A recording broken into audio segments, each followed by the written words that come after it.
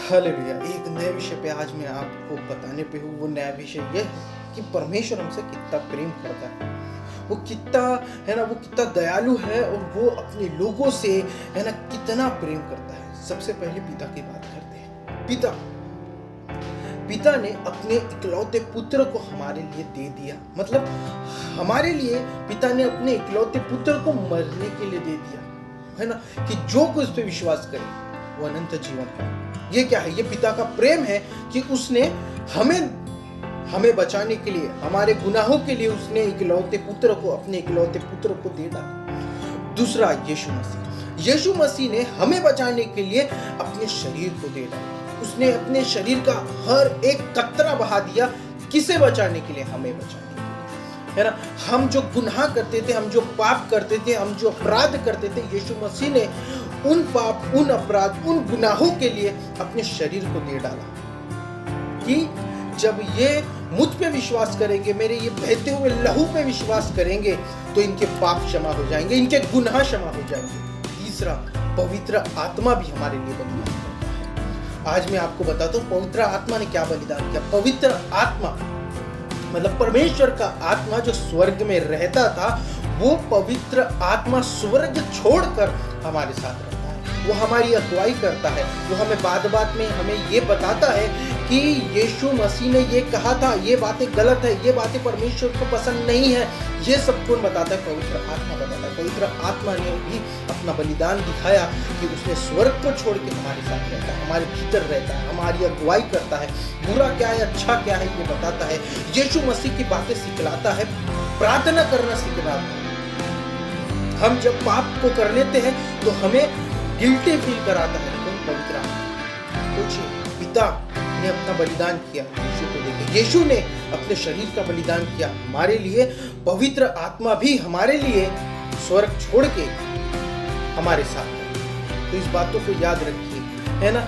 ये तीनों कैरेक्टर्स हमारे लिए बलिदान किए हैं। मतलब पिता ने भी, पुत्र ने भी और पवित्र आत्मा ने भी अपने बलिदान किए। ये बलिदान हमें ये बताते कि परमेश्वर हमसे अपरंपार प्रेम करता है। उसकी गहराई को, उसके प्रेम की गहराई को नापा ही नहीं जा सकता, ना समुद्र से।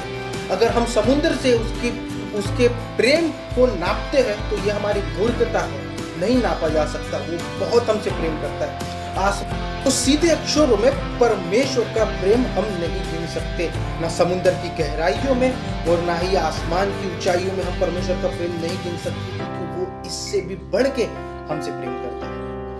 हमें इससे पता चलता है कि परमेश्वर हमसे प्रेम करता है। हम ये जान चुके हैं कि पिता ने बलिदान दिया, अपना पुत्र दिया। यीशु मसीह ने भी हमारे लिए अपने प्रेम को जाहिर करने के लिए अपने शरीर के लहू का हर एक कतरा बहा दिया। पवित्र आत्मा स्वर्ग छोड़ के हमारे साथ रहता है। ये बातें हमें ये बताते हैं कि आज हमने क्या बलिदान किया है।